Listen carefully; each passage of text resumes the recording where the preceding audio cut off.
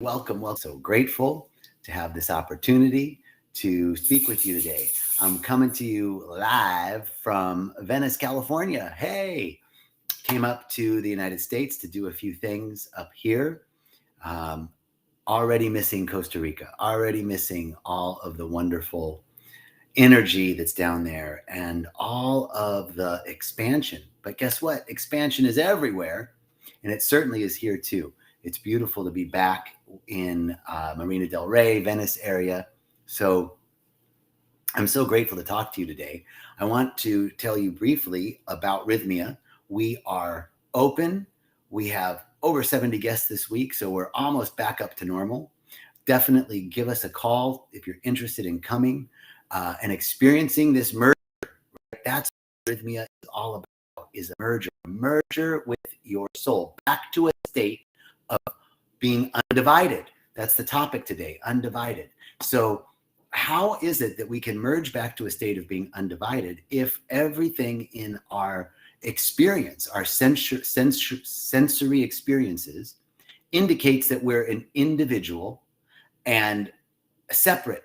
I'm separate from the books that are behind me. I'm separate from you. I'm separate from, right? I'm this, I believe I'm this thing, right? This thing called me. And I have this personality and this individuality. In the word individuality, the last four syllables are duality. Individuality, duality, right? So the idea of being an individual is a mental state. It's a mental state of awareness. And this is the irony, right? Is that we have this sense of being undivided, of being individual, being unique and autonomous individuals, and yet all of the sages, all of the saints, everything that we teach at Rythmia is that we come back to a state of being undivided from the source of all of life. How do we square that up with our minds? How do we wrap our minds around that? Well, it's not a mental activity, is where what I'm coming to. I don't know the answer unequivocally, but here's where I'm at right now. This is where I am at on the path, walking the path. This is where I'm at on the path. So I want to share that with you. So here's the idea that there's one source, one power, one life, one. There's not two, there's one. There's not two powers. There's not good and evil. There's just one. And anything other than that one isn't reality, right? We say that that meditation is paying undistractable attention to what's real, to reality. There's an ancient Sanskrit chant you might have heard, Sat Nam, right? Sat Nam. Sat is truth, not truth like I'm telling the truth or, hey, you got something in your teeth. No, truth like that which is real, that which is eternal, that which is unchanging, that which is eternal. That's true. So when we step into meditation, we begin to glimpse this unity, this reality beyond our senses. When we do ceremony, when we do plant medicine ceremony, we glimpse that there's other dimensions beyond what we can perceive with our senses. These are like breadcrumbs that are leading us home to the realization that we've never been separate. No matter what our experience is, we've never been separate from the source of all of life. Think about it like this. And this, I want to acknowledge this metaphor I got from a book called The Disappearance of the Universe by Gary Renard. Great book. And in that book, they talk about this metaphor, this analogy, right? Imagine that you are sleeping in bed. You're sleeping in bed and you are having a dream. Now, in the dream, you're not aware that you're in bed. You're safe in bed. At home, nothing's wrong. In the dream, you could be having a fantasy. You could be having an ecstatic dream. You could be having a nightmare. You could be having a Salvador Dali dream, whatever it is, but that's real to you. And it seems real, right? It seems so palpable, so visceral. And yet you're unaware that you're in bed. You're unaware that you're safe because the dream seems real. So this is sort of the metaphor of us being, there's a statement in the Bible that says we are hid with God we're hid with Christ in God. Christ meaning awareness, awakened awareness. We're hid with our awareness in God. In this, and God, we can say, the Holy Spirit, Mother Ayahuasca, is the presence that is eternal, unchanging, and real, true, that which is true. We're hid in the truth of our undividedness, even though we're in the dream of our sensory experiences. So the sensory experiences seem very real to us, but the whole time, that's why we can say, there's a part of us that's never hurt, harmed, or endangered, no matter what trauma we've experienced. There's a part of us that's never been hurt, never been touched by the visceral experiences of life. This part of us is what's true and real and eternal. This is the echo. It's like someone's calling to you from far away. Remember, you're one. And we're like, yeah, I kind of hear that. But I'm in this dream and it all seems so real. I'm separate. I feel alone. I feel sad. I feel anxious. I feel anxiety. I feel I can't pay my rent. I'm in the hospital. Whatever it is, we're not saying that experience isn't real to us. But the unreality of that experience lies in our interpretation of it. So we're now going to be interpreting with this understanding that there's a part of us that's real and true and eternal, that's untouched, unharmed, unendangered by anything that we've experienced in our lives. It can't kill us because that part of us that's real and eternal has no birth and no death, right? That's waking up from the dream. When we merge to a state of wholeness, when we come back to a realization, merge with our soul, as we teach at Rythmia, then death becomes less of a fear and more of a activity that reminds us to not waste our time here on planet Earth in Earth school, right? That this may be an illusion, this may be a dream, and in reality, what we do here doesn't matter because we're hid safe with Christ in God. However, the choices that we make here can either quicken or slow our awakening.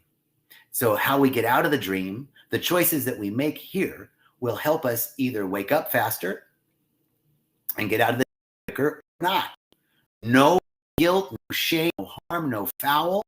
What we choose here is all working together for our good, whether we're, as Reverend Michael says, pushed by pain or pulled by a vision. It's all happening for us. So no matter what we choose here, we're going to be okay. We are going to wake up. It could be 7 days, 7 months, 7 years, or 7 lifetimes. We're going to get back home. The question is, do we want a quickening of the path? Do we want a quickening of the journey, or do we want to be in the fast lane? Do we want to be in the slow lane? The choices that we make in the dream, the choices that we make in the illusion will either speed up our recognition of waking up out of the dream, of realizing that we're always safe, hid with awakened consciousness in the realm of ever-expanding good. That's another way of saying hid with Christ in God. I'm hid in expanded awareness in the realm of ever-expanding good. This is the truth. One source, one power, one life, undivided from that source. We cannot be anything other than undivided. Our egoic sensory experiences of individuality tell us otherwise, but individuality contains within it the word duality. That duality is by necessity our egoic choice of separation. Hey, it's like a mad idea. Hey, what if I was an individual? What if I could make decisions different from God? What if I could choose other than the one mind, the one source, the one power? All right, well, here's your dream. You can experience anything you want in this dream. And if you want to experience separation, that's helping you on your path. If you want to experience oneness, that's helping you on your path, whatever we choose. So the message of this Facebook Live is we are undivided from the source of all of life, that there is a part of us that's never been hurt, harmed, or endangered by anything, that the choices that we make here will either quicken or slow the awakening from this dream, this illusion of duality, and we return to a state of wholeness. We return to a state of awareness that there is a part of us that is true and real and eternal. It's that part that we touch in meditation. It's that part that we touch in plant medicine ceremony. It's that part that we touch when we feel love, when we're in nature, and we have an overwhelming ecstatic connection. We break through to this awareness of being. I'm one. We've all had it at one time or another, an overwhelming state of bliss and ecstasy and oneness. Oh, we touch it. And then we go back to these old patterns. There's a great story in the Bible where of a man standing next to Jesus, and just standing next to someone who's so connected, so in tune with the infinite. You can imagine standing next to the Dalai Lama, standing next to Mother Teresa, or a Nelson Mandela, or any one of the great luminaries that are, on the planet today. Just being in their presence, something shifts because they're so attuned. So this man in the Bible is standing next to Jesus. This is one who's, as Ernest Holmes says, whose wick is kept trimmed and burning bright. And he exclaims, I believe, just standing next to Jesus. I believe. And then the next thing in the Bible, it says, the guy goes, heal thou my disbelief. I believe, heal thou my disbelief. That story to me reminds us of the lie of duality, and that we catch these moments of bliss and ecstasy and connectedness and oneness.